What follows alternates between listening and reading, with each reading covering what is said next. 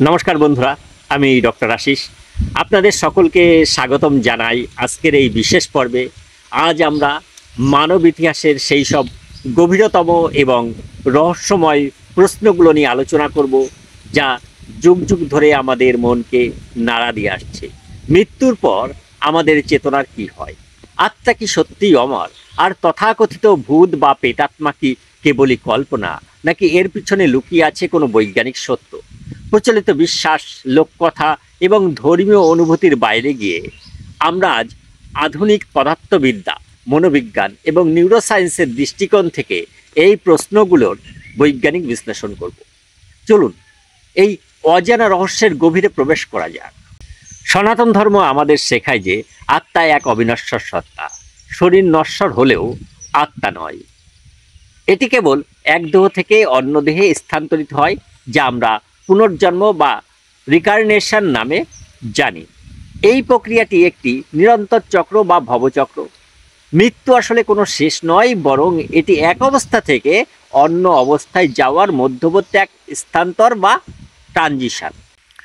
আমাদের সনাতন বৈদিক হিন্দু ধর্মের প্রাচীন ধর্মগ্রন্থ যেমন গরুড় পুরাণ মৃত্যুর পূর্ববর্তী জীবনের এক বিস্তারিত বর্ণনা দেয়। সেখানে বলা হয়েছে, মৃত্যুর পর আত্মা একটি অন্তর্বর্তীকালীন দশায় প্রবেশ করে, যাকে প্রেত অবস্থা বলা হয়। এই সময়ে আত্মা নতুন দেহ ধারণের আগে বা মোক্ষ লাভের পূর্বে অবস্থান করে।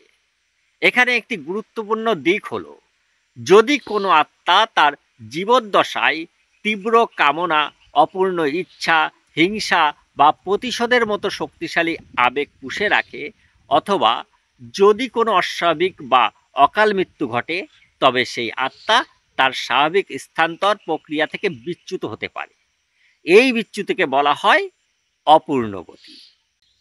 এই অবস্থায় আত্মা একটি নির্দিষ্ট স্থানে আটকে পড়ে এবং প্রচলিত অর্থে ভূত বা প্রেত নামে পরিচিতি লাভ করে। এখানে ভূত শব্দটির আক্ষরিক অর্থ হলো যা ছিল কিন্তু বর্তমানে এক ভিন্ন রূপে বিদ্যমান। এটি একটি শরীরবিহীন চেতনার তরঙ্গ, যা সম্পূর্ণরূপে বিলীন হয়ে যায়নি। বৃহদারণ্যক উপনিষদ এই ধারণাকে সমর্থন করে যে যা চলে গেছে তার এক অংশ চেতনার স্তরে রয়ে যায়। যদি কোনো জীবন অসম্পূর্ণ থাকে, তবে সেই অসম্পূর্ণতা আত্মাকে তামসিক গতিতে আবদ্ধ রাখে। মনুস্মৃতিতেও উল্লেখ আছে যে উপযুক্ত পারলৌকিক ক্রিয়া সম্পূর্ণ না হলে আত্মা পিতৃগতি বা দেবগতি লাভ করতে পারে না এবং অবসন্ন প্রেত হিসেবে ভবচক্রে আটকে পড়ে। প্রেতাত্মা, পুনর্জন্ম ও অদৃশ্য শক্তি, এই প্রাচীন ধারণাগুলো কেবল ধর্মীয় বিশ্বাস নয়, বরং চেতনার অস্তিত্ব এবং তার ধারাবাহিকতা নিয়ে গভীর দার্শনিক পর্যবেক্ষণ। এখন প্রশ্ন হলো, আধুনিক বিজ্ঞান কি এই সনাতন বিশ্বাসগুলোর কোনো বৈজ্ঞানিক ভিত্তি খুঁজে পায়? বৈজ্ঞানিক দৃষ্টিকোণ থেকে আত্মার অস্তিত্ব কি ব্যাখ্যা করা সম্ভব? মনোবিজ্ঞানের দৃষ্টিকোণ, অবচেতন মনের শক্তি। মনোবিজ্ঞানীরা, বিশেষত সিগমুন্ড ফ্রয়েড, মানুষের অবচেতন মন নিয়ে ব্যাপক গবেষণা করেছেন। তার তত্ত্ব অনুযায়ী আমাদের রিপ্রেসড ডিজায়ার বা দমন করার ইচ্ছাগুলো এতটাই শক্তিশালী যে তা মৃত্যুর পরও অবচেতন স্তরে টিকে থাকতে পারে। এই দমিত আকাঙ্ক্ষাগুলো এক ধরনের suspended energy of incomplete consciousness বা অসম্পূর্ণ চেতনার স্থিতিশক্তি হিসাবে কাজ করে। ফ্রয়েডিয়ান সাইকোঅ্যানালিসিসে ট্রান্সফারেন্স অফ আনরিসলভড সাবকনসিয়াস একটি গুরুত্বপূর্ণ ধারণা, যেখানে এক ব্যক্তির অবচেতন সত্তা অন্য ব্যক্তির অবচেতনকে প্রভাবিত করতে পারে। অর্থাৎ অপূর্ণ আবেগগুলো এক ধরনের অবচেতন অনুরণন তৈরি করতে পারে, যা অন্যদের দ্বারা অনুভূত হয়। কার্ল জাং, আর এক বিখ্যাত মনোবিজ্ঞানী, কালেকটিভ আনকনসিয়াস বা সম্মিলিত অবচেতনের ধারণা দিয়েছেন। তিনি বিশ্বাস করতেন কিছু স্মৃতি, অনুভূতি এবং প্রতীক সমষ্টিগত চেতনার অংশ হিসেবে বিদ্যমান থাকে এবং মৃত্যুর পরও তা সম্পূর্ণ বিলীন হয় না। জাংয়ের মতে, যারা সংবেদনশীল বা বিশেষ মানসিক অবস্থায় থাকে, তারা এই সম্মিলিত অবচেতন স্তর থেকে তথ্য বা অনুভূতি গ্রহণ করতে পারে। এটি কোনো ভৌতিক সত্তা না হলেও মানুষের সম্মিলিত অভিজ্ঞতার একটি অবচেতন প্রতিধ্বনি হতে পারে। আধুনিক পদার্থবিজ্ঞানের অন্যতম গুরুত্বপূর্ণ শাখা হলো কোয়ান্টাম ফিজিক্স। এই ক্ষেত্রটি পদার্থের মৌলিক আচরণ নিয়ে কাজ করে এবং কিছু বিজ্ঞানী মনে করেন চেতনার ব্যাখ্যাও কোয়ান্টাম স্তরে পাওয়া যেতে পারে। কোয়ান্টাম ফিজিক্স অনুযায়ী প্রতিটি বস্তুই কণা এবং তরঙ্গের দ্বৈত প্রকৃতি ধারণ করে, ওয়েভ পার্টিকেল ডুয়ালিটি। এই তত্ত্ব অনুসারে আমাদের চিন্তা ভাবনা এবং চেতনার একটি ইলেকট্রোম্যাগনেটিক প্যাটার্ন বা তরঙ্গ ফাংশন অর্থাৎ ওয়েভ ফাংশন থাকতে পারে। যখন একটি জীবের শারীরিক মৃত্যু ঘটে তখন তার বস্তুগত শরীর বিলীন হয়, কিন্তু সেই চেতনার তরঙ্গ বা প্যাটার্ন তৎক্ষণাৎভাবে বিলুপ্ত নাও হতে পারে। কিছু বিজ্ঞানী প্রস্তাব করেন যে এই প্যাটার্ন কিছু সময়ের জন্য স্পেস টাইম ম্যাট্রিক্স বা স্থানকালের জালিতে টিকে থাকতে পারে। এটি এমন একটি ধারণা যেখানে চেতনাকে স্থান কাল নিরপেক্ষ একটি সত্তা হিসাবে দেখা হয়।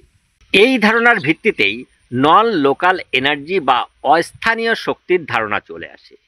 এর অর্থ হলো চেতনা কেবল মস্তিষ্কের সীমাবদ্ধতা নয়, এটি এমন এক শক্তি যা স্থানের গণ্ডি ছাড়িয়ে অন্য স্থানেও প্রভাব ফেলতে পারে। যদি কোনো ব্যক্তির মস্তিষ্কের ফ্রিকোয়েন্সি বা কম্পন ওই মৃত আত্মার তরঙ্গের সাথে মিলে যায়, তবেই সেই ব্যক্তি সেই আত্মার উপস্থিতি অনুভব করতে পারে। এটা অনেকটা রেডিও ফ্রিকোয়েন্সি মেলানোর মতো। নির্দিষ্ট ফ্রিকোয়েন্সি সেট না করলে যেমন গান শোনা যায় না, তেমনি চেতনার নির্দিষ্ট তরঙ্গদৈর্ঘ্যের সাথে সংবেদনশীলতা না থাকলে আত্মার উপস্থিতি অনুভব করা যায় না। মৃত ব্যক্তির শেষ চেতনার ছাপ তার মৃত্যুস্থানে জমা হতে পারে, যাকে রেসিডুয়াল কনসিয়াসনেস ইমপ্রিন্ট বলা হয়। এই কারণে নির্দিষ্ট কিছু স্থানে বা বাড়িতে অশরীরী উপস্থিতি অনুভব করা যায়, কারণ সেই চেতনার তরঙ্গ সেখানেই স্থির হয়ে থাকে। এটি ভৌতিক উপস্থিতি না হলেও অতীতের শক্তিশালী চেতনার একটি অবশেষ হতে পারে। যদি আমরা শক্তি সংরক্ষণ সূত্র প্রয়োগ করি, অর্থাৎ ল অফ কনসারভেশন অফ এনার্জি প্রয়োগ করি, সেখানে বলা হয়েছে যে শক্তি তৈরি বা ধ্বংস করা যায় না, কেবল এক রূপ থেকে অন্য রূপে রূপান্তরিত হয়। তাহলে এই ধারণা আরও প্রাসঙ্গিক হয়। যদি এই চেতনাকে এক প্রকার শক্তি হিসাবে দেখা হয়, তাহলে মৃত্যুর পর এই শক্তি সম্পূর্ণভাবে বিলীন না হয়ে অন্য কোনো রূপে রূপান্তরিত হতে পারে। সেই রূপান্তরিত রূপটি ভূতের ধারণা ব্যাখ্যা করে। এটি কোনো অতি প্রাকৃতিক ঘটনা নয়, বরং শক্তির একটি অব্যক্ত রূপান্তর। অর্থাৎ ভূত বা প্রেতাত্মা কোনো অলৌকিক সত্তা নয়, বরং অসম্পূর্ণ বা স্থানান্তরিত চেতনার একটি অবস্থা। যতক্ষণ পর্যন্ত এই চেতনার শক্তি তার চক্র সম্পন্ন করে পুনর্জন্ম লাভ না করে, ততক্ষণ তা একটি ভৌতিক তরঙ্গরূপে বিদ্যমান থাকতে পারে। এই তরঙ্গগুলো হয়তো আমাদের সাধারণ উপলব্ধির বাইরে, কিন্তু বৈজ্ঞানিকভাবে এর অস্তিত্ব অস্বীকার করা যায় না, বরং আরও গভীর গবেষণার দাবি রাখে।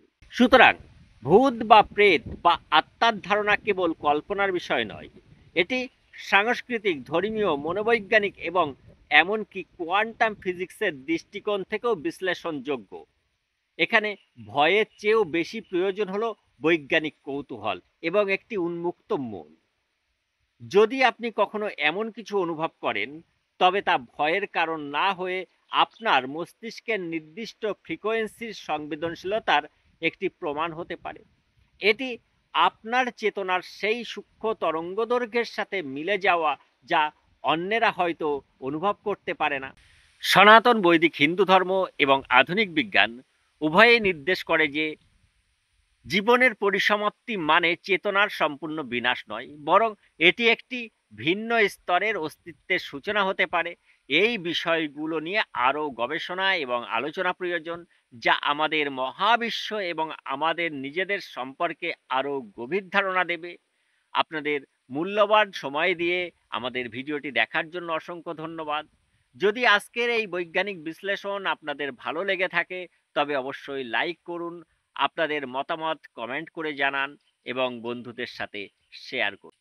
আর এরকম আরও তথ্যবহুল ভিডিও পেতে আমাদের চ্যানেলটি সাবস্ক্রাইব করতে ভুলবেন না।